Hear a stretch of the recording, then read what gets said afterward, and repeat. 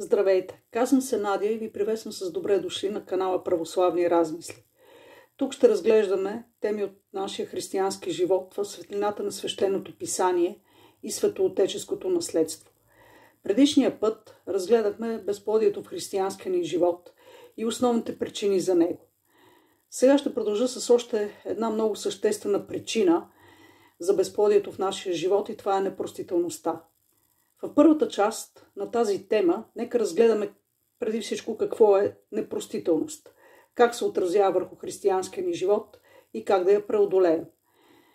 Непростителността е задържане на гняв и обида в нашата душа от несправедливи думи или действия на други хора.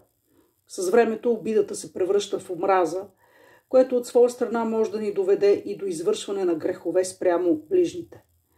Но в светлината на свещеното писание и християнската традиция, дори да не стигнем до извършване на греховни действия, самото таене на непростителност в душата се явява грях. Защо е необходимо да прощаваме и как да го направим? Преди всичко трябва да помним, че нашата природа е повредена от грехопадението. Свещеното писание ни учи, че всички хора са грешни и никой от нас не прави изключение. Тук ще приведа няколко цитата от свещеното писание. Понеже всички се грешиха и не заслужават да се прославят от Бога. Римляни 3 глава 23 стих. Наистина няма праведен човек на земята, който да прави добро и да не греши. Еклесиаст 7 глава 20 стих. Защото всички станахме като човек нечист и цялата ни правда е като омърсена дреха.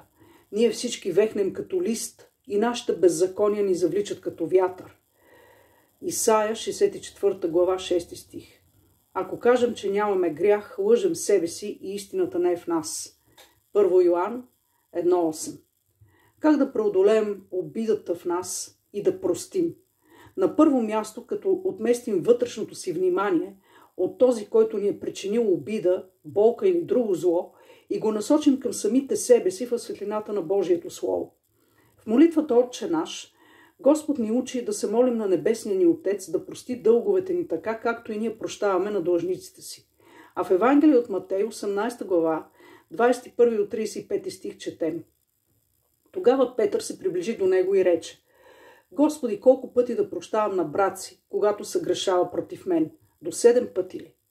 Исус му отговаря: не ти казвам до 7, а до 70 пъти по 7. Затова Царството небесно прилича на цар, който поиска да разчисти сметката със слугите си.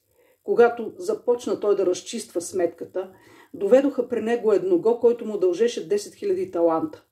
А понеже този нямаше с какво да заплати, господарят му заповяда да продадат него, жена му и децата му и всичко, което имаше, и да заплати. Затова този слуга падна, кланяйки му се, казва: Господарю, имай търпение към мен и всичко ще ти изплатя. А господарът на този слуга, като се смили, пусна го и му прости дълга. Слугата пък, като излезе, намери едного от другарите си, който му дължеше 100 динария, и като го хвана, душеше го и му казваше: изплати ми, което ми дължиш. Тогава другарят му падна пред нозете му, молеше го и думаше: имай търпение към мене и всичко ще ти изплатя. Но този не поиска, а отиде и го хвърли в тъмница, докато изплати дълга. Другарите му, като видяха станалото, много се огорчиха. Дойдоха да разказаха на господаря си всичко, което се беше случило. Тогава господарят му го повика и каза: Рабе лукави, аз ти простих целия онзи дълг, защото ми се примоли. Не трябваше ли и ти да се смилиш над другаря си, както и аз се смилих над теб? И като се разгневи господарят му, предаде го на мъчители, докато да му изплати целия дълг. Така и моят небесен Отец ще постъпи с вас, ако всеки от вас не прости от сърце на брат си прегрешенията. В този пасаж се говори, че трябва да прощаваме всеки път, когато брат ни се греши против нас и се покае. Поиска ни прошка. Но Господ отива и по-далеч. Той ни учи да гледаме на самите нас и на тежестта на своите прегрешения, които Бог е простил, за да можем и ние да простим на съгрешилите против нас. И ни дава пример какво става с човек, който отказва да прости на другите. Тоест Бог ще ни прости, ако и ние прощаваме. Ако ние не прощаваме, то и нашите грехове няма да бъдат простени. Затова е много важно да виждаме и да осъзнаваме собствената си греховност. Във втората част на тази тема ще разгледам как се отразява на душата ни обидата и ненавистта, с които не искаме да се разделим, в светлината на учението за прошката на Свети Августин. Бог да ви благослови и до нови срещи!